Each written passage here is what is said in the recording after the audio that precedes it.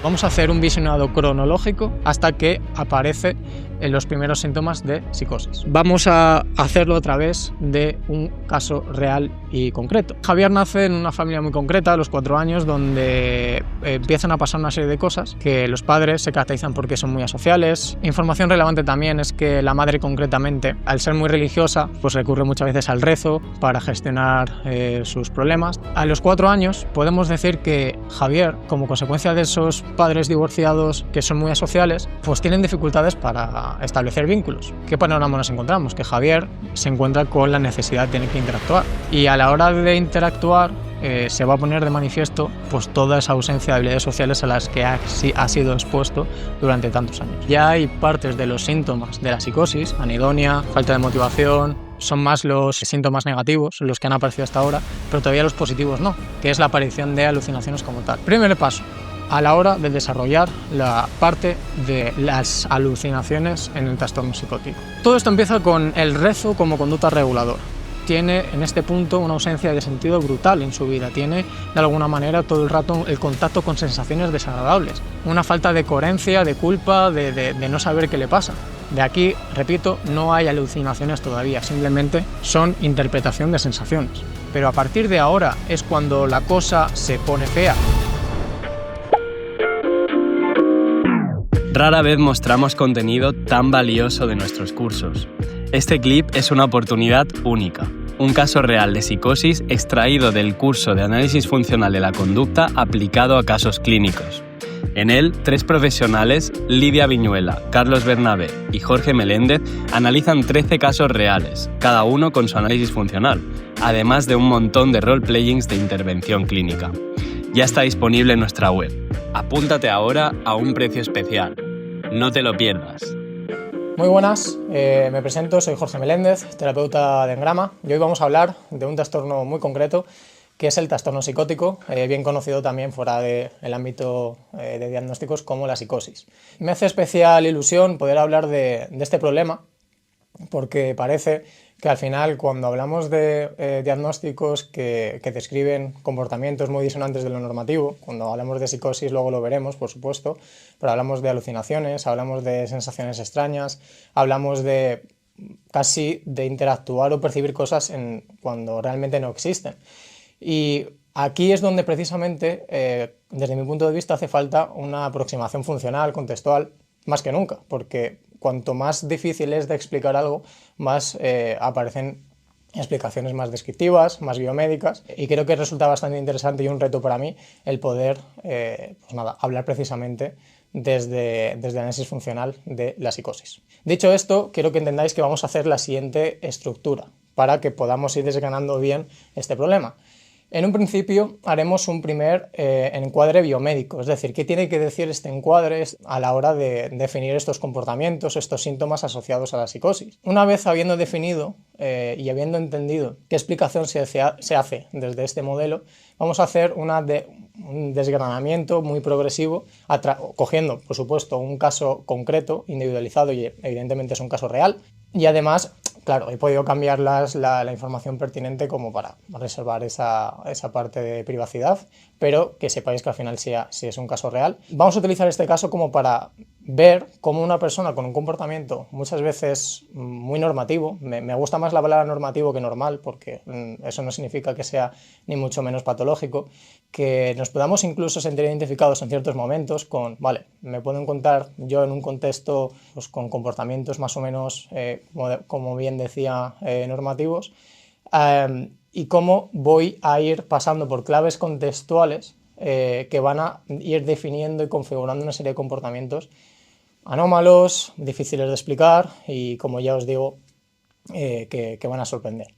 Y en última instancia, esa estructura terminará con una parte más práctica, que serán role-players, donde podremos recrear una posible interacción de terapeuta con una persona que pueda hacer de la persona que presentaba esos problemas con el diagnóstico de psicosis, y vamos a ver de qué manera podemos maximizar esa intervención teniendo en cuenta ese análisis funcional previamente hecho. Vamos a, un poco a la chicha, ¿no? ¿Qué es lo que nos interesa de este curso? ¿Qué es el trastorno psicótico desde una óptica analítica funcional? Vamos a ver que nos ofrece esta óptica respecto a la que acabamos de describir. Ya hemos podido ir dando tintes de cómo muchas de estas cosas o de estas explicaciones que ofrece el modelo biomédico se quedan cortas o no terminan de tener sentido, son incongruentes cuando las comparamos sus hipótesis con otras situaciones que no tienen nada que ver y donde dices, oh, pues no termina de ser certero. Pero para ello vamos a hacerlo a través de un caso real y concreto.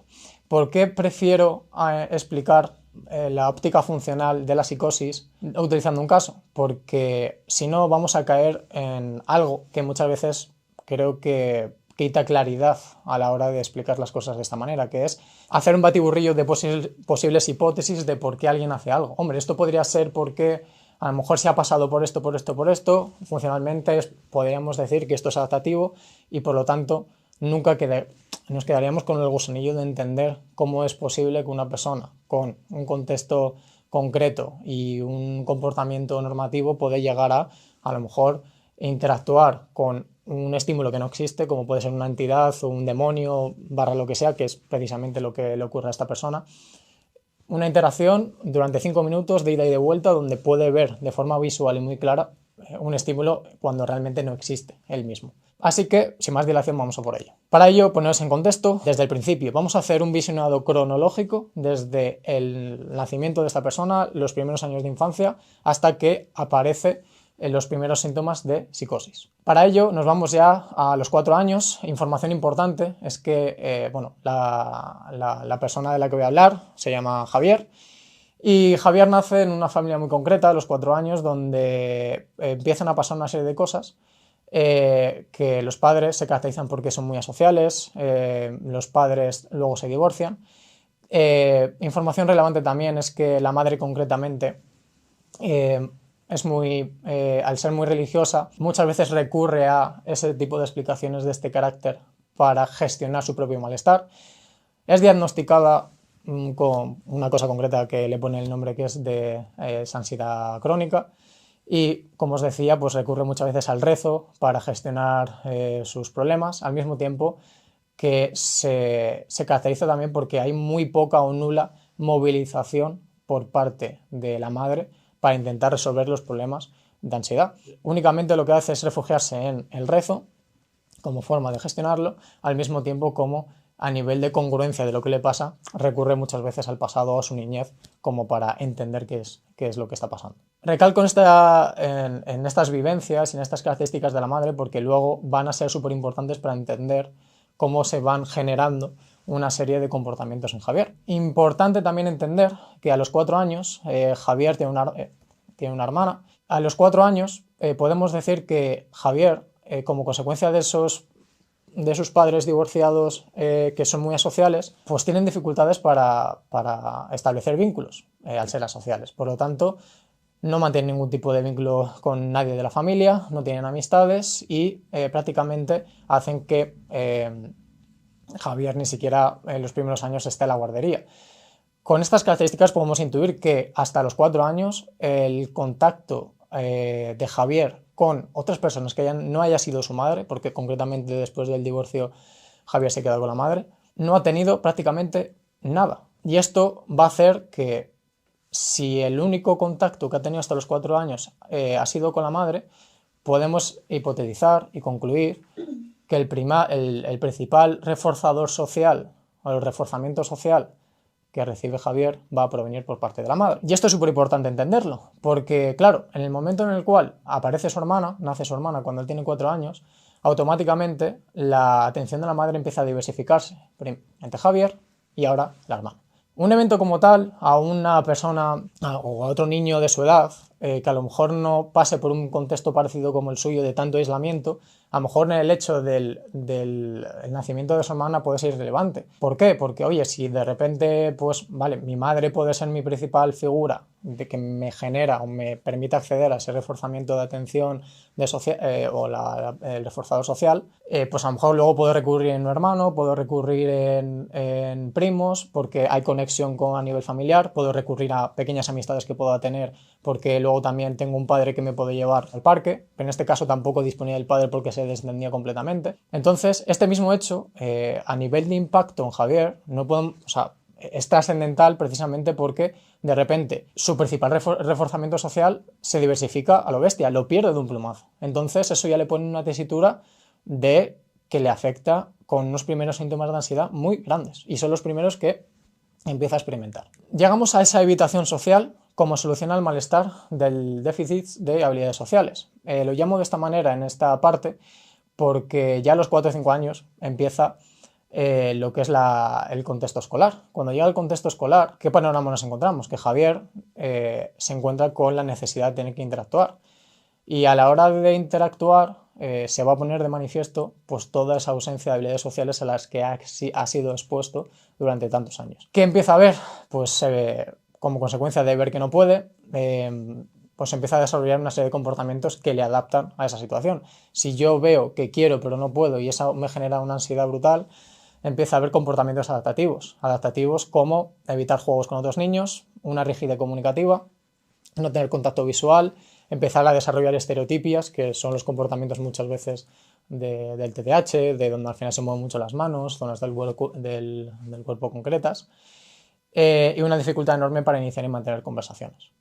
Aquí, al ser ya el agente principal, Javier, de querer interactuar y no poder, empieza a desarrollarse una culpa bastante elevada en él, porque claro, yo soy el protagonista que intento ahora mismo acceder a esa parte de reforzamiento cuando antes era más una figura pasiva, que mi madre me daba la atención o no, y por lo tanto ya empiezo a sentirme muy mal. Y aquí es donde precisamente quiero que veáis estos primeros comportamientos de evitación, de rigidez y de evitación en toda regla como formas adaptativas de resolver un problema que ha sido generado precisamente por la casuística contextual que le ha tocado vivir. Al final, no todo el mundo dispone del mismo abanico de opciones para sobreponerse a una situación. Aquí, en ningún momento Javier está teniendo un modelo de persona que le permita aprender a exponerse, a saber lidiar con ese tipo de situaciones. De hecho, es más, su contexto, es decir, su madre y sus padres, le han puesto en bandeja precisamente lo que está haciendo, la evitación como forma más adaptativa de gestionar el malestar. Entonces, ya aquí vemos ese abanico de opciones para resolver una demanda o una exigencia del contexto, la define lo que nuestro contexto nos ha puesto lo más a mano posible. Y en este caso, Javier es lo que tenía con claridad contundente. Pasan los años y llegamos a la adolescencia. Evidentemente, la perpetuación constante de estas conductas evitativas siguen haciendo que le siga manteniendo alejado de ese reforzador social. Y ahí es donde llega la consolidación depresiva. Aparecen ya pensamientos de inutilidad, de retraimiento, una baja autoestima enorme, a medida que pasa más tiempo y sigue alejado y privado tanto de lo social con sus iguales como de lo social y la atención de su madre por ese reparto que está viendo en el momento que ha nacido su hermano. Bien, aquí ya llegamos a un comportamiento que a lo mejor os suena, que se llama la indefensión aprendida. A los que no lo conocéis, la indefensión aprendida es un comportamiento de evitación completa, podríamos decir, donde funcionalmente, si lo operativizamos, significa que no hay una contingencia clara entre si yo me comporto o emito un comportamiento, a qué consecuencias me va a acercar. No lo hay, o las expectativas de emitir un comportamiento y que me acerque a una consecuencia son nulas. Es decir, constantemente, cada vez que ha intentado comportarse o interactuar con gente con la expectativa de obtener esos reforzadores sociales, han sido castigados. Por lo tanto, llega un momento donde la indefensión aprendida es lo más adaptativo. ¿Por qué? Porque si al final, con el repertorio que me ha dado mi contexto para adaptarme no me está funcionando, llega un momento donde esos comportamientos suponen más un gasto de energía que otra cosa. Y al mismo tiempo, cada vez que yo intento exponerme a configurar amistades, me reafirmo y tengo todo el rato delante mi invalidez y por lo tanto mi autoestima baja enormemente. Bajo este contexto, la indefensión aprendida se entiende como una herramienta, perfecta como para a corto plazo lidiar con ese malestar, ¿vale? Entonces aquí vemos que como consecuencia de la evitación se genera un estado depresivo y como consecuencia de ese estado depresivo aparece la indefensión. Entonces, aquí vamos viendo que los primeros síntomas que va describiendo el trastorno psicótico son comportamientos que aparecen para solucionar un conflicto a corto plazo, pero que de repente crean otro en el medio largo. Y por lo tanto, al crear otro necesita ser tapado por el siguiente. Y todo el rato, al final, vemos una concatenación de que esos síntomas sirven para tapar al anterior, generando otro problema más. Y aquí estamos en el segundo paso. Esto no ha hecho más que empezar. El siguiente paso es desarrollar la anedonia. La anedonia es un síntoma muy concreto que, si lo definimos, es la capacidad nula o mínima de que fisiológicamente nuestro cuerpo reacciona al entorno. Y aquí, fijaos, ya no nos vamos a algo más voluntario o operante, es como que ya el cuerpo a nivel fisiológico ha perdido la capacidad de reaccionar ante el entorno. Y aquí yo os pregunto, es como, vale, joder, mucho tiempo pasándolo mal, llega un momento donde el cuerpo se cansa y opta por dejar de sentir. Y es como, sí, digo esta explicación un poco de pasillo porque también me encuentro muchas veces que desde análisis de conducta nos contentamos con cualquier tipo de explicaciones, como, vale, si constantemente ya mi cuerpo queda agotado por reaccionar emocionalmente y ver que esa reacción emocional no me adapta, sino que supone un gasto de energía, con eso me contento para entender que Javier desarrolla anedonia. No, porque yo os lanzo la siguiente pregunta. ¿Por qué Javier desarrolla anedonia y otras personas con un sufrimiento igual de continuo o más? No.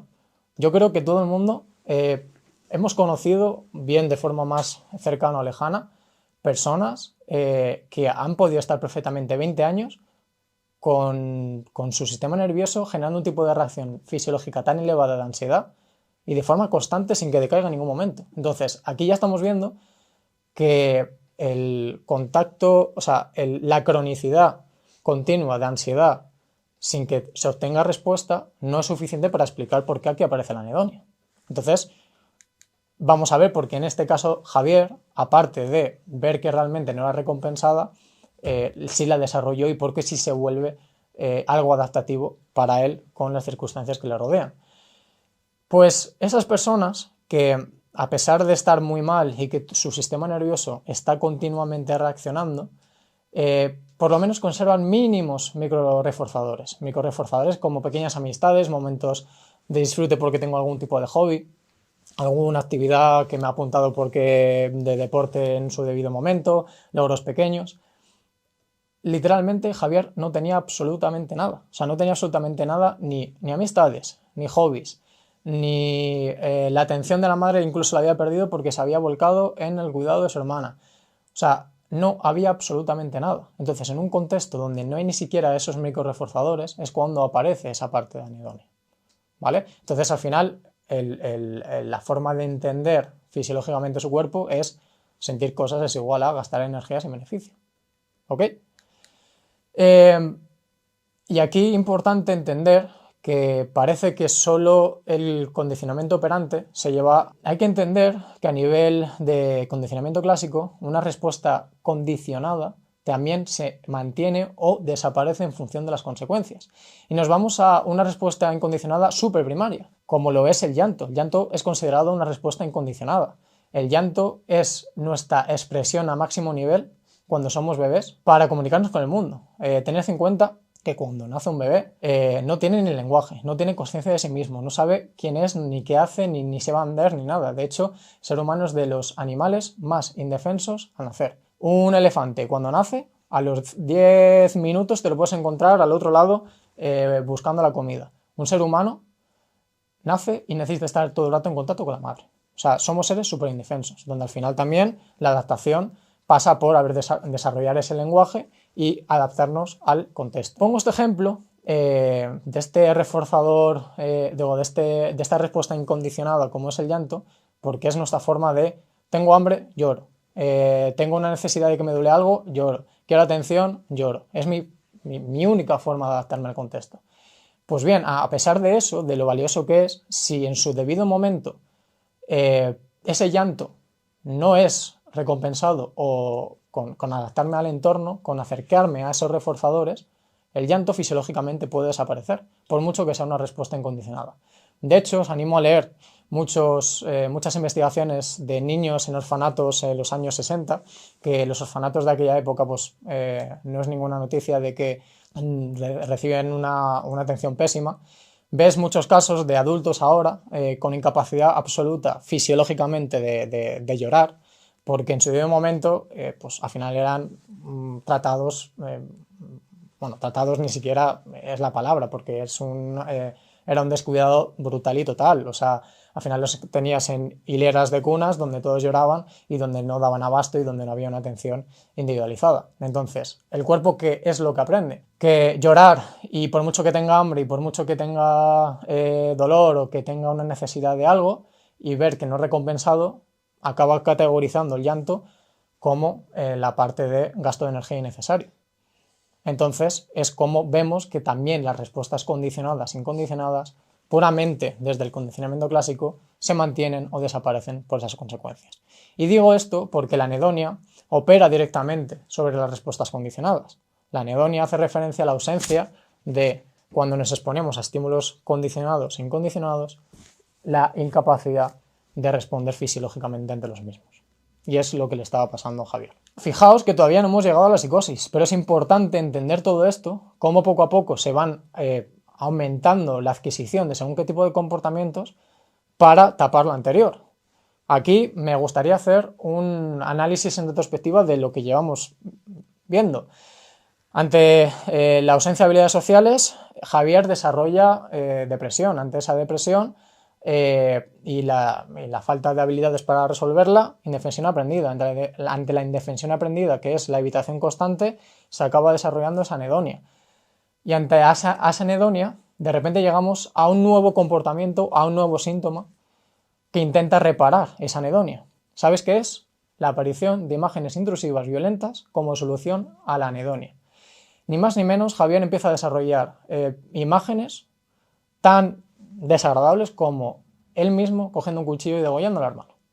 Es algo que cuando lo cuentas asusta, que es súper desagradable, pero si lo desgranamos funcionalmente tiene muchísimo sentido. Recordemos las características que hemos puesto o que hemos dicho en la introducción a nivel familiar. Javier nace en un contexto religioso. Ante la anedonia constante que ya llevó instaurada, él empieza a ver en su día a día, empieza a ver películas, continúa viendo películas, ve personas sin techo, ve cosas que son cosas más agraciadas o cosas más desagradables. Y su reacción fisiológica del cuerpo acompañaba en función de lo agradable o desagradable. Con la anedonia eso desaparece. Claro, bajo el amparo y la doctrina religiosa, el no sentir remordimiento o culpa cuando ves a un malfora, algo que antes te disparaba esa sensación de empatía, ahora ya no te la genera. Entonces te está generando un nuevo problema.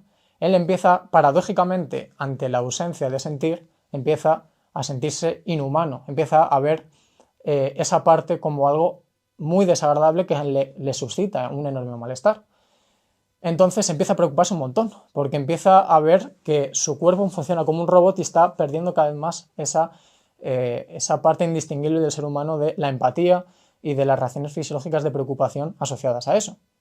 Y esto no se entiende tampoco, a lo mejor sin ese conglomerado religioso que ha permitido que se sienta bien o mal en función de cómo su cuerpo reacciona o cómo ve que opera sobre el entorno, ¿vale? Entonces fijaos que os he incidido al inicio del caso en esas características del contexto familiar, porque sin eso no entendemos cómo cuando llegamos a este punto se siente de esta manera.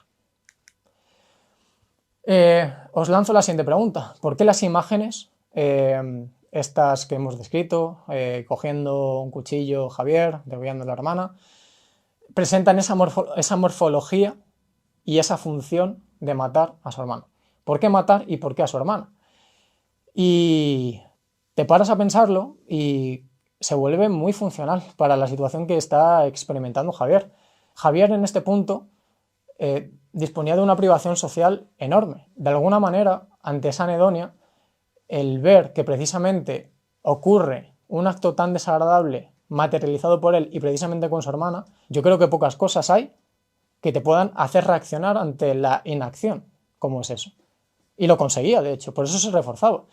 Y no es casualidad tampoco que sea con su hermana, cuando precisamente su hermana, al nacer, fue la persona, o la protagonista en este caso, que le hizo perder o privar de todo su mundo, su madre, la parte de la atención de su madre, sabiendo que era plenamente todo el reforzamiento social que percibía durante esa etapa tan importante para él.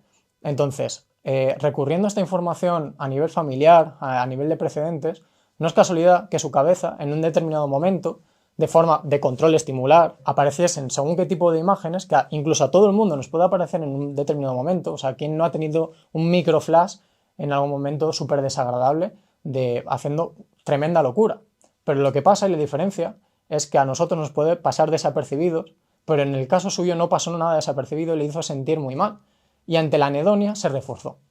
Y sistemáticamente cada vez le dio más protagonismo por la adaptación frente a la anedonia que le suscitaba. Y aquí ya entonces nos hemos quedado en que el último síntoma que desarrolla es las imágenes violentas de degollar al hermano. Entendemos y repetimos un poco que todo el rato los síntomas que van apareciendo son para tapar el anterior. O sea, ¿las imágenes son una alucinación o se visualiza a sí mismo haciéndolo o lo ve? Son imágenes, o sea, las imágenes no son alucinaciones. De hecho, todavía no hay ningún tipo de alucinación, ¿vale? De hecho, todavía no hemos llegado, o sea, vemos que ya hay partes de los síntomas de la psicosis, anedonia, falta de motivación, son más los síntomas negativos los que han aparecido hasta ahora, pero todavía los positivos no, que es la aparición de alucinaciones como tal. Estos son, como he dicho en el ejemplo, imágenes intrusivas que podemos tener cualquiera, pero que en su caso, por frecuencia, en cuanto a frecuencia e intensidad, empiezan a aparecer muchísimo por la adaptabilidad que le genera en el momento en el cual le aparece.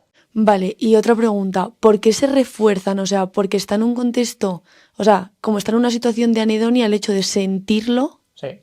se refuerza. Porque la ausencia de sentir está condicionada como algo aversivo, paradójicamente, porque bajo ese amparo religioso que rodea es, joder, me siento mal, acabo de ver algo donde antes me generaba esa sensación de empatía, de malestar, de qué pena esta persona, y ahora mismo es que no me suscita nada. Estoy perdiendo mi carácter humano. Y por lo tanto, al ver de nuevo algo tan tremenda locura como hacer yo de forma protagonista daño a mi hermana, recupero ese carácter humano. Entonces, lo digo, y buena pregunta, porque cuando hablamos de adaptabilidad normalmente confundimos adaptación o desadaptación con agradable o desagradable. No, y en este caso es un ejemplo de le adapta a través de lo desagradable, pero lo desagradable también adapta, y eso es lo importante. Y aquí, oye, pues vamos a los síntomas más positivos de la psicosis. De repente, repetimos, ante el estado depresivo aparece la indefensión aprendida, la anedonia, las imágenes intrusivas violentas de matar a la hermana, y ante esto, de nuevo, vemos que nos quedamos otra vez como en el inicio, algo que tapa otra cosa, pero que genera un nuevo problema que necesita ser resuelto. Y en este caso es cuando aparece la psicosis. La psicosis por la parte, recordemos, de la sintomatología positiva, porque los síntomas que ya he presentado pueden entrar perfectamente en psicosis y en muchos trastornos del DSM, porque aquí vemos la comorbilidad que hay con tropecientos diagnósticos que nos encontramos. Cuando llegamos a la psicosis, aquí ya quiero desgranar minuciosamente cómo poco a poco empieza esto, ¿vale? Porque aquí, si estamos hablando del trastorno psicótico, vamos a hacer principalmente un desgranamiento minucioso de cómo se va reforzando minuciosamente algo hasta llegar a lo que os digo. Spoiler, Javier termina viendo demonios durante, alucinaciones claras de demonios, hablando 5 minutos de reloj, intercambiando palabras de ida y vuelta y una congruencia bestial en esa conversación, ¿no? Y para llegar a ese punto me gusta siempre empezar con algo que a todo el mundo de nuevo nos ha pasado, a los que nos estáis viendo, a los que estáis aquí, y que de alguna manera no nos resulta tan raro, ¿no? Vamos a partir de algo normativo a llegar a algo que dices, madre mía, qué tremenda locura. Voy a hacer referencia a dos cosas. ¿Quién de los que nos estáis viendo, de los que estáis aquí, no os les ha pasado alguna vez la típica situación de en casa, tú con tu hermano, con tu hermana, con un amigo, vamos a poner cualquier persona, estáis entablando una conversación durante 5 minutos y de repente se termina y os dirigís a ver la televisión. Y a lo mejor al minuto que estáis viendo la televisión y habéis parado de hablar, de repente alguien dice, tú dices, oye, ¿qué me has dicho? O dices el típico ¿qué? Como si te hubiese hablado la persona con la que has terminado ahora la conversación. Y de repente te sorprendes porque tu hermano, tu amigo, etcétera, te termina respondiendo, pues no te he dicho nada.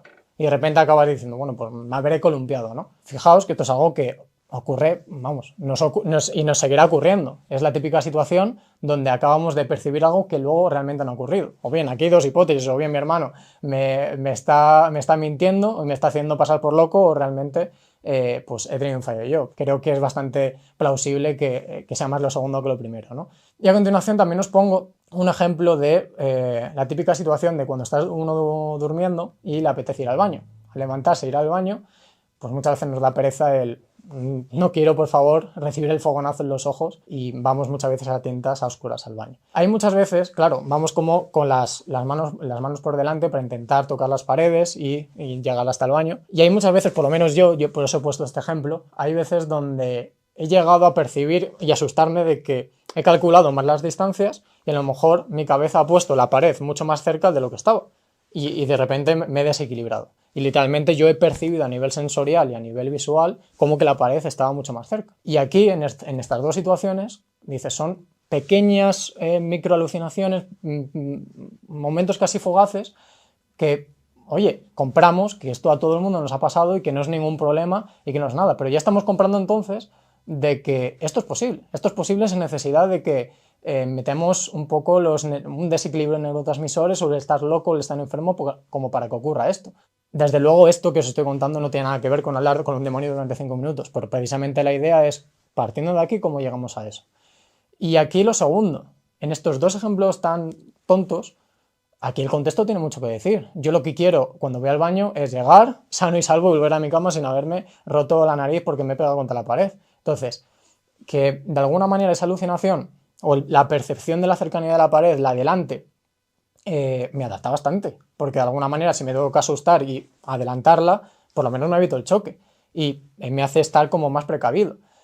Al mismo tiempo que el hecho de percibir el que alguien me habla cuando precisamente vengo de un contexto donde ha habido ese intercambio continuo, pues es bastante adaptativo. Entonces, incluso en estos ejemplos tan tontos, vemos que tiene algo de funcional y en ese contexto descrito que nuestra cabeza muchas veces haga este tipo de cosas, ¿vale?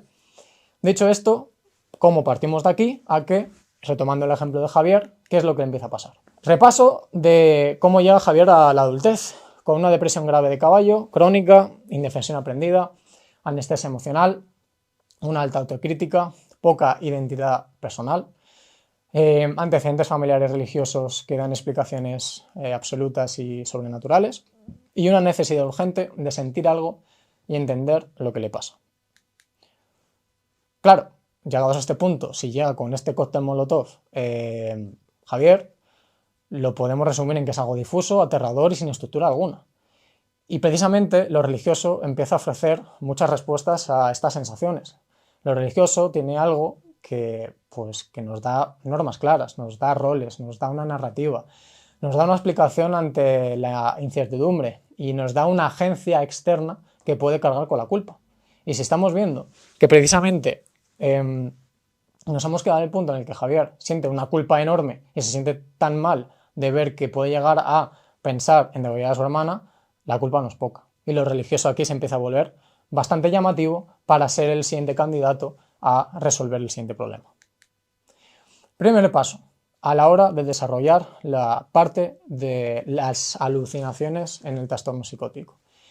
Todo esto empieza con el rezo como conducta reguladora. Es decir, Javier empieza a rezar para contar cómo se siente. Es decir, fuera de Javier, una persona religiosa, sin problemas, que cuando reza, ¿cuáles son los reforzadores que pueden mantener esa conducta? Si rezar es hablar con Dios, cuando uno reza, al estar hablando con alguien, está acompañado. Podemos intuir que hay un reforzador de acompañamiento ahí. Cuando de alguna manera tú estás hablando, necesitas dar coherencia a un discurso para comunicarlo a alguien. Entonces también da congruencia y coherencia a todo ese batiburrillo de lo que te va pasando en el día a día. Y al mismo tiempo, cuando lo hablas a Dios, Dios también perdona, tiene esa función de quitar culpa o de ser la persona que alivia ese malestar. Entonces también tiene ese carácter y esa connotación de reforzamiento negativo de aliviar culpa.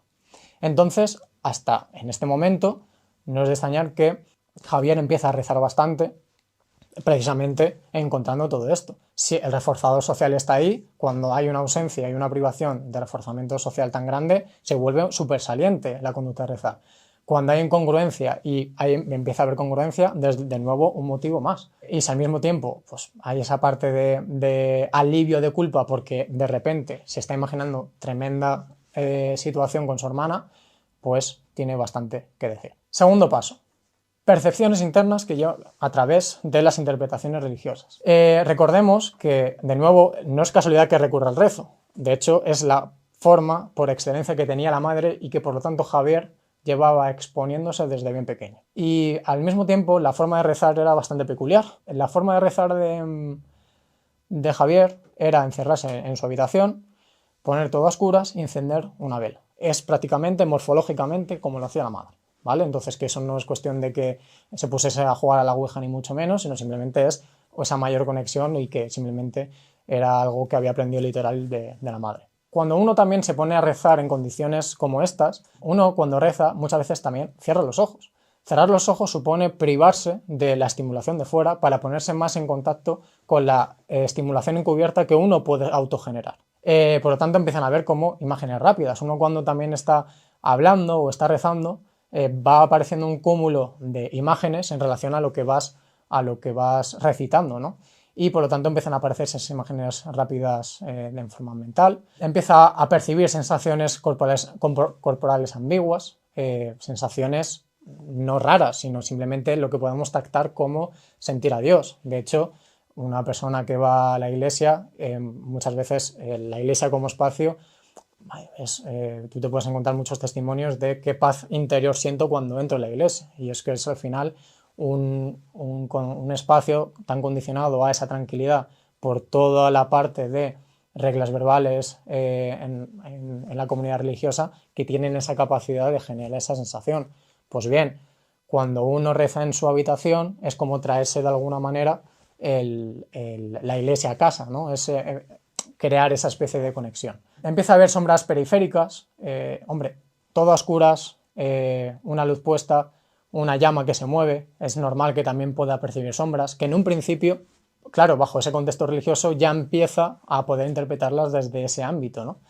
Y sonidos vagos, como crujidos, ecos, respiración propia, etc. En el momento en el cual tú te metes en una habitación a oscuras, en silencio, solo y con ojos cerrados, la salencia de cualquier tipo de estímulo de estas características sube muchísimo. Yo ahora mismo estoy hablando con vosotros, hay una serie de luces, hay un estímulo concreto que es la cámara que me está captando la atención, pero si ahora mismo me quitas todo esto y me quedo yo solo, probablemente estaría percibiendo estímulos que ahora mismo no percibo, precisamente porque hay una competencia estimular muy fuerte que ahora mismo me hace que mi cabeza no esté percibiendo muchas cosas que sí están actuando ahora. Pues creo que con la decisión que tomó Javier de la forma de rezar, la salencia de estos estímulos coge en especial relevancia. Así que todas estas cosas empiezan a categorizarse de dos maneras.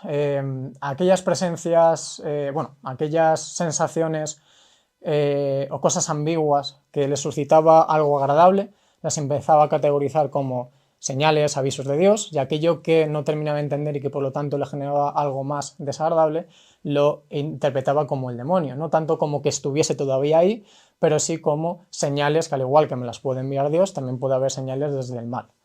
De aquí, repito, no hay alucinaciones todavía, simplemente son interpretación de sensaciones, punto. Y bajo una situación como la que se encuentra Javier, sabiendo y recordando que el contenido religioso da toda esa estructura y esa solidez y esa forma de encuadrar las cosas, aquí principalmente interviene el reforzador de quitarme la culpa de encima. Si ya lo desagradable empieza a ser un agente externo que no soy yo y la va a cargar el demonio y no la voy a cargar yo, ostras, pues se vuelve bastante adaptativo para mí este tipo de explicaciones. Entonces, mientras que Javier puede estar percibiendo lo que todos en cualquier momento, en cualquier situación, podemos percibir y podemos decir, bueno, una cañería, va un crujido y sigo hablando, Para nosotros lo funcional y lo adaptativo ahí es entenderlo de esa manera, que sea cualquiera de esas cosas. Pero para Javier precisamente no, lo adaptativo es hacer esa interpretación religiosa por todo lo que le está aportando. Tercer paso, aquí ya empiezan a aparecer microalucinaciones fugaces. Empieza a ver sombras rápidas que interpreta como figuras, empieza a ver rostros distorsionados en la periferia visual, empieza a ver ya morfológicamente el cuerpo, no tanto el cuerpo sino ojos rojos, que me hacía referencia por lo menos en sesión de que los tenía así este demonio, y una voz interna automatizada que suena distinta a la propia. Fijaos, esto ya no es que me hable, es decir, que todavía mi cuerpo no está generando estímulos auditivos en ausencia de que los genere yo, sino simplemente el propio discurso interno, pensamientos automáticos generados por control estimular, empiezan a ser interpretados como despersonalizados, de que de alguna manera pierdo yo la agencia o el protagonismo de que si soy yo quien lo hablo, pero realmente sí soy yo. Entonces cambia la sensación, pero todavía aquí no se ha generado ningún tipo de estímulo ni visual ni auditivo que no exista. Simplemente seguimos de alguna manera haciendo interpretaciones. En cuanto a sombras, con lo de las velas, los rostros distorsionados igual y este tipo de cosas. Vale, él, recalco, no las cuestiona, porque cuestionarlas supone perder la ventaja de quitarse la culpa. Por lo tanto, aquí el no cuestionarlas es lo más congruente que podemos entender. A pesar de que ahora mismo, si, claro, nos llega una persona y nos empieza a dar este tipo de interpretaciones y que de primeras coge este tipo de discurso, vamos a decir, pero tú estás chalado, o sea, ¿cómo llegas a esa conclusión? Pero fijaos lo importante que es entender la congruencia desde el principio de qué es lo que le está aportando en todo momento a Javier, empezar por interpretar de primeras todo este tipo de cosas. Cuarto paso, generalización. Cada estímulo que es ambiguo ya automáticamente es demoníaco. En este punto, a los pocos meses, esto no es cuestión de 2 o 3 veces, estamos hablando de meses. En este caso creo que ya vamos por mes y medio desde que empieza todos los primeros síntomas de las alucinaciones. Ya tiene un repertorio bastante consolidado, que es el siguiente. Crujidos que son interpretados como demonios moviéndose.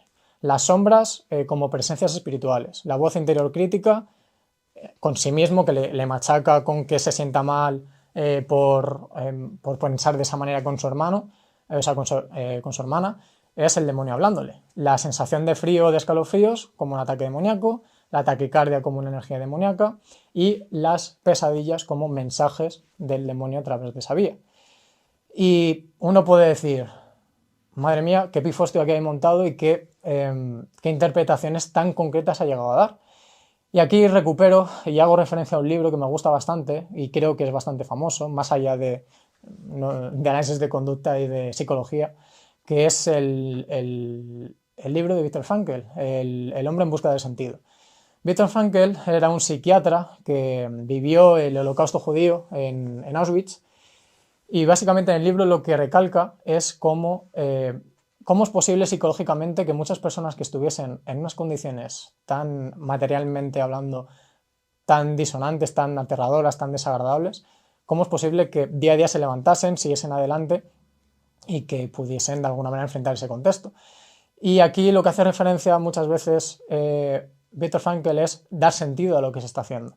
Y me gusta mucho una frase que dice en su libro y que viene muy a cuento de lo que le está pasando aquí a Javier, que es: el hombre puede soportar cualquier cosa o casi cualquier cosa menos la ausencia de sentido.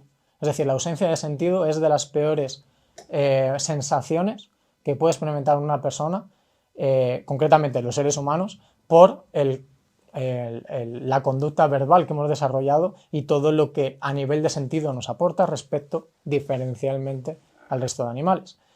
Y es que aquí, ¿por qué la traigo esta pequeña cita? Porque precisamente es lo que está haciendo en todo momento Javier. Javier tiene en este punto una ausencia de sentido brutal en su vida, tiene de alguna manera todo el rato el contacto con sensaciones desagradables, una falta de coherencia, de culpa, de no saber qué le pasa. Precisamente el empezar a interpretar crujidos, sombras, voces, sensaciones, taquicardias de esta manera que acabo de decir es el máximo exponente del sentido bajo la situación que está viviendo. Y a pesar de que sea algo desagradable, cuando hablamos de demonios, de que me mandan mensajes, desde luego que es desagradable, pero da sentido. Y como hemos dicho, la frase representa muy bien esto. Puedo soportar que sea un demonio, es decir, puedo soportar casi cualquier cosa a pesar de que sea desagradable, como es un demonio nunca me va a ser agradable, pero la falta de sentido no. Y aquí es donde aparece precisamente todo esto. La función sigue siendo clave, le libera de la culpa, la mantiene totalmente en la estructura que se ha creado y le devuelve la emoción intensa que durante cierto tiempo con la anedonia se veía careciendo ya durante todo ese tiempo. Quinto paso, alucinaciones parciales mucho más definidas. Aquí aparece ya, por fin, por primera vez, una primera alucinación de carácter visual y que realmente es bastante fugaz, duró unos 2 segundos. Bajo una situación concreta, en este caso en el fondo del pasillo, a oscuras, llega a ver durante 2 segundos una silueta muy concreta, nada difusa, y vio por primera vez, con pelos y señales, lo que él categorizaba como un demonio. En ese momento y ese día verbaliza que el antecedente, cuando llegó a casa, era un día bastante desagradable. De repente había sido un día, pues precisamente quiero recordar, donde había estado especialmente mal, llevaba días sin salir, realmente no estaba nada estimulado y donde de nuevo la sintomatología depresiva precisamente esa semana había aumentado considerablemente. Aquí ya estamos viendo una generalización donde en un principio las alucinaciones o las sensaciones e interpretaciones religiosas quedaban simplemente reducidas a un contexto de rezo. Por primera vez aparece una generalización a un contexto ansiógeno, es decir, ya de repente por control estimular, de forma automática, durante un momento fugaz de 2 segundos, la percepción visual de Javier ve un demonio y eso le hace confirmar lo siguiente, sabía de alguna manera que todo esto que estaba interpretando se consolida y lo acabó de comprobar de primera mano, al mismo tiempo que casualidad que coincide en un momento especialmente ansiógeno para mí y que gracias a eso, de nuevo, me permite autorregularme, porque vuelvo a repartir esa agencia de lo que pienso y hago en ese agente externo que es el demonio que me está atormentando. Entonces vemos que empieza a aparecer esta figura cada vez más nítida en contexto de rezo y en contexto ansiógeno, con la función de disminuir el malestar por los motivos que acabo de describir. Sexto paso, alucinaciones que aparecen solo al rezar y luego ante el malestar. Al final el rezo se vuelve un estímulo discriminativo, si los pusiésemos ahí detenidamente en cadenas, para activar el sistema alucinatorio y el rezo como forma de alguna manera para seguir suministrando esa gasolina para que cada vez se haga con mucha más claridad, dure más y cuanto más saliente y cuanto más veces aparezca este tipo de alucinaciones, más veces va a cubrir ese vacío o esa culpa que muchas veces tengo. Entonces, si ya al final hay que entender el cuerpo, si lo despersonalizamos de nosotros, en el momento en el cual aparece algo automático que ve que funciona y hay muchas cosas que todavía quedan por solucionar, va a empezar a replicar como para ver si funcionan más situaciones automáticamente. Lo hablo de esta manera por cómo opera el contexto estimular, es decir, cómo los estímulos y sin voluntariedad, al final Javier no está eligiendo voluntariamente, me imagino, un demonio. Ya de forma automática, la forma de percibir la realidad empieza a ser de esta manera que acabo de decir, por las ventajas que le está aportando. Séptimo paso, aparición de voces externas. Ya no hablamos solo de alucinaciones visuales, empiezo a ver una sombra ya concreta con las características que mencionaba, sino también auditivas. Su propio pensamiento, pero ya con tono diferente, donde ya no solo es su propio pensamiento en sí, sino que ya escucha cosas y aparecen frases sueltas, pero no terminan de ser tampoco reconocibles, es decir, que el mismo proceso que ha experimentado a nivel visual empieza paulatinamente a ocurrir a nivel auditivo. Frases sueltas no reconocibles, como al igual figuras distorsionadas en su momento que ahora ya son bastante definidas. El octavo paso consiste en la consolidación de alucinaciones visuales y auditivas complejas. Fijaos qué nivel de detalle llegó hasta cierto punto Javier. Llegaba a ver demonios definidos, ojos, me los describía con ojos rojos, tenía garras, los rostros que sí como muy chupados, o sea, me los describía de esa manera. Ya no eran siluetas o sombras al fondo y poco nítidas, no, ya llegaba a tener ese tipo de claridad.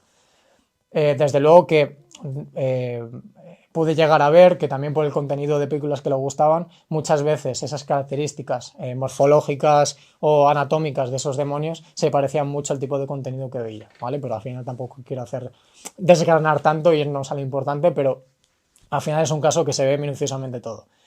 Llegaba a tener conversaciones fluidas. Rescato aquí una frase que escuchaba constantemente. El demonio le decía: mientras esté aquí no podrás hacer nada.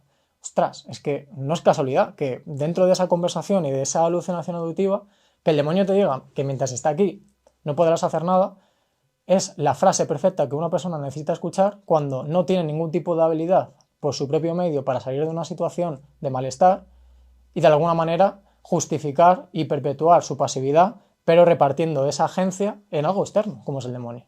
No es que, claro, evidentemente, mientras esté aquí me va a permitir dar esta explicación, mantenerme pasivo, perpetuar toda esta anedonia, este problema, esta culpa y estas imágenes, porque lo estás haciendo tú, no yo, y por lo tanto cumple esa función.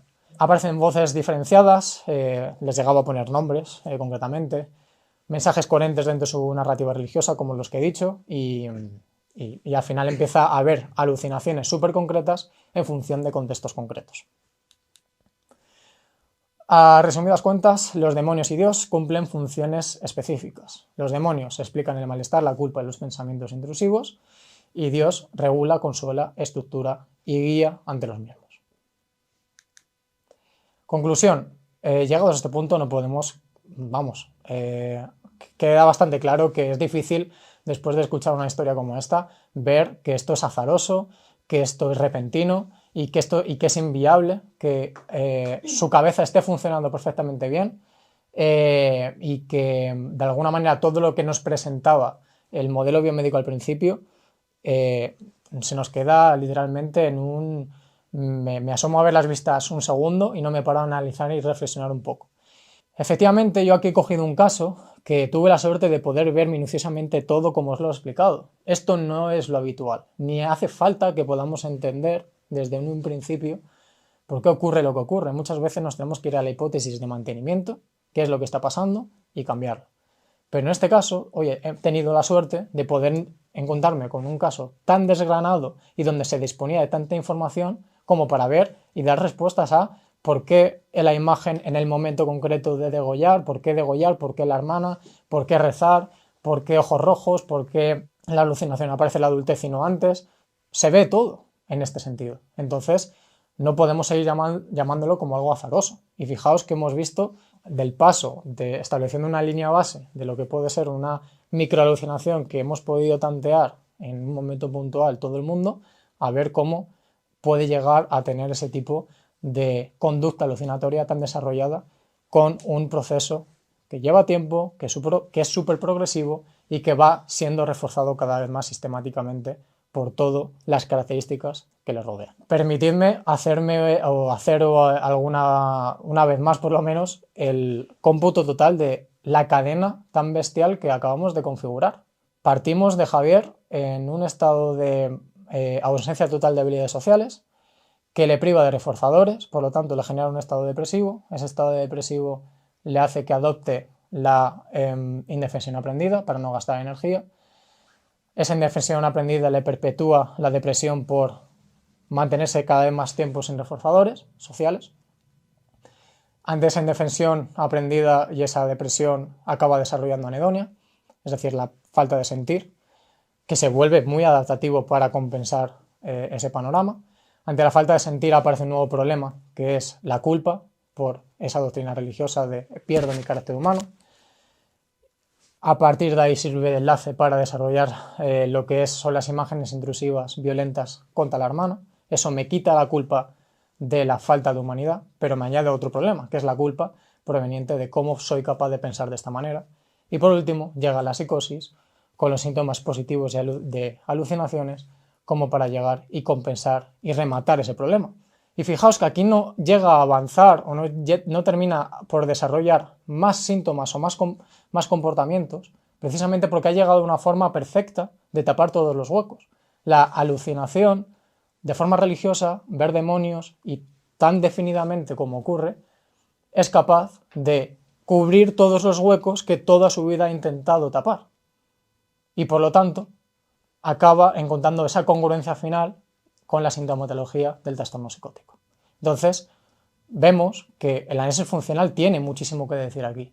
Y si no entendemos esto, no podemos simplemente algo tan sencillo como es ayudar a Javier. ¿Qué hubiera pasado si Javier hubiera recibido una atención temprana a los 5 años, a lo mejor cuando estaba ahí en el punto de que empezaba a vislumbrar esas imágenes de pensamientos macabros respecto a su hermana? Pues probablemente, si hubiera recibido una intervención con algo tan sencillo como es entrenamiento en habilidades sociales, exposición a nivel social, para poder empezar a tener esos reforzadores que suponen la base de todo el problema, pues a lo mejor no hubiera terminado desarrollando las alucinaciones de la psicosis. O incluso, es que me pongo por ponerme en la mitad de la cadena, nos podemos poner en cualquier eslabón de la cadena, que si al final Javier hubiera recibido este tipo de enfoque, este tipo de explicación y este tipo de intervención, podría haber ahorrado todo esto. Evidentemente, en el punto en el que estamos, en el momento en el cual a mí me llega a consulta, no es suficiente con hacer un entrenamiento en habilidades sociales y no es suficiente simplemente exponiéndole socialmente. ¿Por qué? Porque ha llegado un momento donde la generalización de todos estos patrones de conducta han pasado a estar sostenidos por variables más allá de lo del origen. Pero aquí da mucho que pensar. Al final, el recibimiento de alguna manera de ese diagnóstico cumplió una iatrogenia brutal en este problema. Precisamente toda esa cadena que hemos descrito, entrenamiento en habilidades sociales, adquiere esas habilidades, me pongo en consonancia con más reforzadores. Si tengo más reforzadores sociales, me siento menos mal. Si me siento menos mal, no tengo que desarrollar esa indefensión aprendida. Al mismo tiempo, mi cuerpo puede seguir funcionando para reaccionar porque es funcional y adaptativo, porque sigo sintiendo y empiezo a desarrollar una autoestima buena. Si tengo todo esto, ¿qué sentido tiene que empiece a pensar de una manera tan macabra como la de oír a mi hermano? Y al mismo tiempo, si no aparece ese tipo de imágenes, no tiene ningún sentido que aparezca una psicosis. Entendiendo la psicosis como la hemos definido aquí, por supuesto. Entonces, ¿las alucinaciones tendrían una función operante?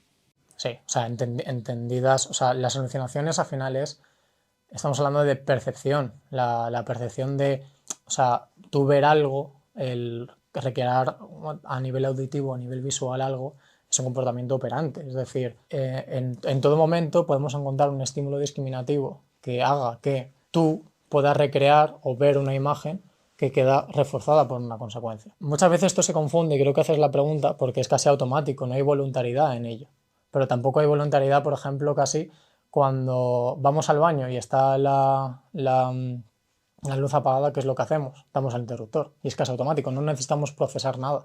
Ya se ha repetido tantas veces ese mecanismo que llega un momento que nuestro cerebro de alguna manera le dices, bueno, esto ya funciona así para siempre, lo meto en parte automática y ya cuando me encuentre delante de ese estímulo discriminativo, tu mano ya va a estar dando. De hecho, pongo este ejemplo porque muchas veces en el apagón estoy convencido de que muchas personas, a pesar de que sabían que no había luz, se llevaron dieron 80 veces al interruptor de la luz porque ya es una conducta tan automatizada que en un principio era operante y lo seguirá siendo. Lo que pasa es que queda muy reforzada y pasa a ser lo que yo llamo todo el rato como control estimular. Es decir, el estímulo discriminativo que antecede la conducta es tan potente que ya ni siquiera tenemos que procesar o anticipar la consecuencia como para que ya mi conducta necesite de esa racionalidad o de esa premeditación. Como puede ahora mismo yo responderte a esta pregunta no es automático, necesito procesar esto.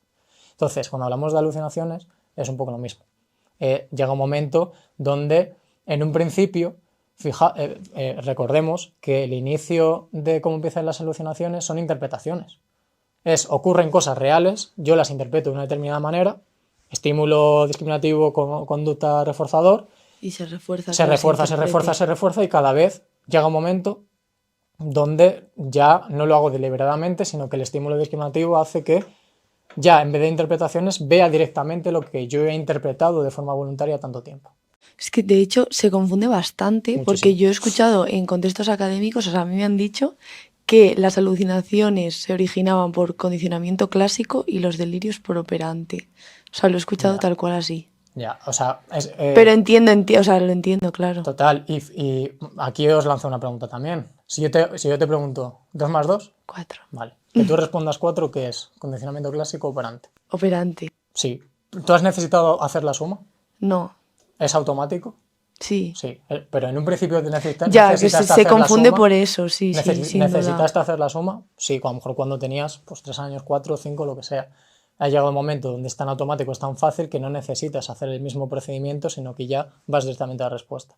Muchas veces ya el discriminativo aquí ha sido que yo te haga la pregunta 2 más 2 y ya tu cabeza ha dicho 4, pero es automático. Pero en un principio he necesitado de ese aprendizaje operante. Que haya necesitado de ese aprendizaje operante explícito no significa que haya perdido su carácter operante, sino que ahora simplemente mantiene el discriminativo un poder muy potente para que directamente te ahorres la voluntariedad o el procesamiento de lo que estás haciendo. Entendido. ¿Vale? ¿Alguna pregunta más? Perfecto.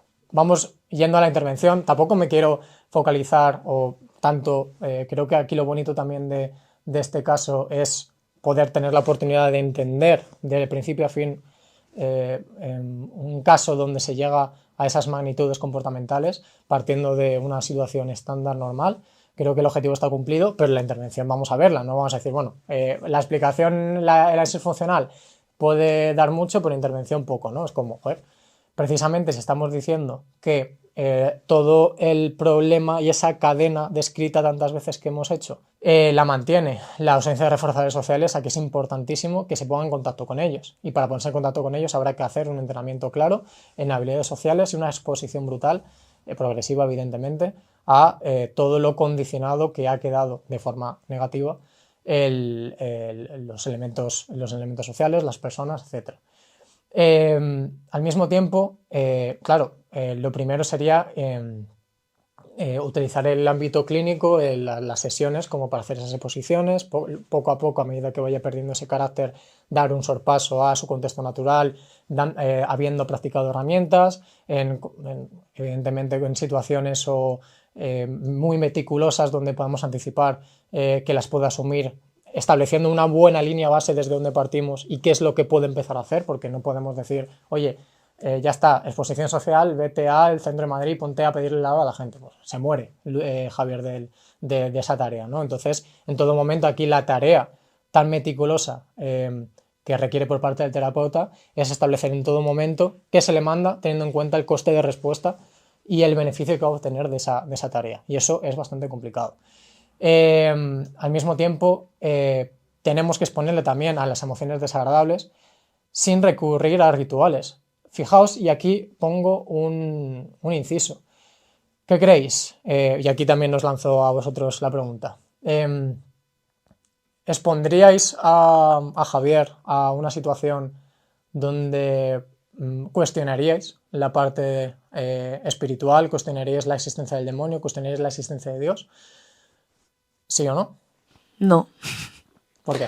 Pues porque sería desmontar, o sea, precisamente lo que has dicho antes, o sea, con eso ha permitido rellenar todos los huecos que durante tanto tiempo en su vida le estaban generando pues ese malestar, entonces sería desmontar su vida en general. O sea, mejor no lo puedo explicar. Desmontar, no un poco de malestar, desmontar su vida. O sea, ha dado precisamente con la explicación que cubre todos los vacíos que existencialmente durante toda su vida le ha faltado.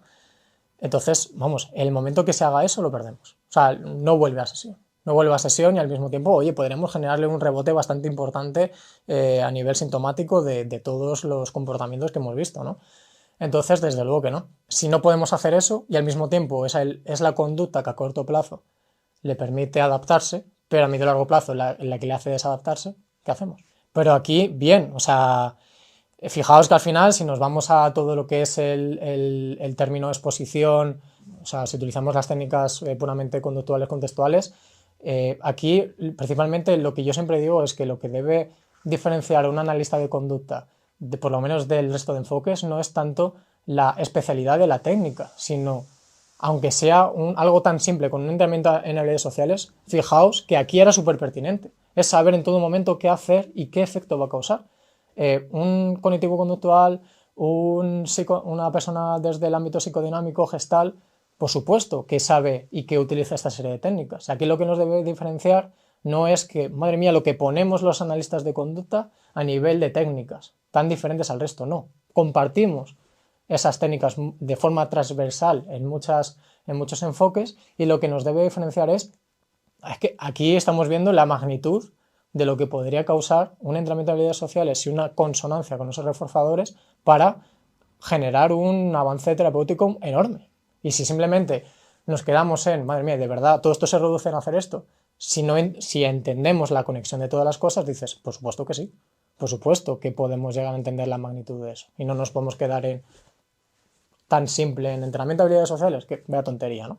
Aquí no es tan tontería. En primer lugar, yo quería preguntarte si tú eres creyente y en el caso de que no lo seas, ¿cómo llevas este tipo de terapias en las que la otra persona sí lo es y tienes que meterte un poco en su mundo y en su lenguaje? Respecto a la primera pregunta, yo me podría considerar ahora mismo agnóstico, ¿vale? Que al final, también muchas veces existe ese debate y me es interesante a comprar la posición de ateo, también al mismo tiempo es comprobable, ¿no? Se puede reafirmar la no existencia de algo. Entonces, bueno, de momento sí es verdad que me siento más próximo a la etiqueta agnóstico, es como no creo, pero al mismo tiempo, oye, ¿por qué no?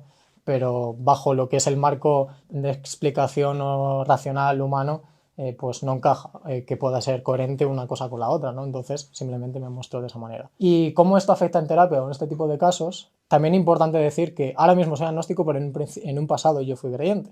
Fui creyente, de hecho, tuve una infancia bastante peculiar. Llegué a leerme la Biblia entera, no algo como en su etapa, yo creo que fue a los 14 años, a lo mejor tuve esa etapa religiosa desde los 11, muy pequeñito, hasta los 15 y 16, fue bastante concentrado ahí, me dio una época muy concreta, que si no lo desgranamos funcionalmente sería interesante, pero no es el momento. Pero al final, me leí un poco la Biblia, que tenía el hábito de ir leyendo versículo a versículo todas las noches y a lo mejor en eso de 3-4 años que vas haciendo eso, pues te lees la Biblia, ¿no?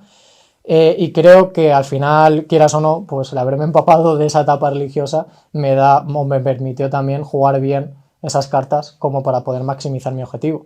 Si es cierto que hay otras situaciones fuera de lo religioso donde me encuentro otro tipo de explicaciones, y como no tengo esa capacidad, al igual que sí lo tuve en lo religioso por esa etapa pasada, me obligo a empaparme, ¿no? Ver vídeos o lo mínimo como para intentar maximizar ese objetivo. Entonces, en este caso, al haber sido durante esa etapa de los 11 a los 15 y 16 religioso, sí recordaba lo suficiente o creo que me podría moldar lo suficiente como para ese lenguaje y entender la funcionalidad de qué es lo que se puede llegar a sentir, cómo jugar las cartas para fomentar las conductas terapéuticas. Interesante. ¿Y Javier te lo llegó a preguntar? Era algo que me lo llegó a preguntar y que en ese sentido yo llegué a decir que sí. O sea, que en ese sentido creo que era una información que en un pasado fue cierta, que sí es verdad que puedo decir que en algunos momentos tenía dudas, ¿no? Podía tener dudas de, hombre, pues es cuestionable esto, a veces me lo pregunto, pero que en líneas generales, ¿por qué no? ¿No? Entonces, era un tipo de respuesta que reafirmaba un poco algo que fue real, como esa creencia pasada, y también sin traicionar el algo real, como también mi posición cómoda de ser agnóstico, ¿no? Y al final luego sonaba bastante congruente por entender en ciertas terminologías que él sabía mucho y que yo también, y que al final funcionaba bastante bien. De hecho, un dato curioso importante y que creo que puede ser bastante interesante contar. Recuerda que este clip es un caso real de psicosis extraído del curso de análisis funcional de la conducta aplicado a casos clínicos. En él, 3 profesionales, Lidia Viñuela, Carlos Bernabé y Jorge Meléndez, analizan 13 casos reales, cada uno con su análisis funcional, además de un montón de role-playings de intervención clínica. Ya está disponible en nuestra web. Apúntate ahora a un precio especial. No te lo pierdas.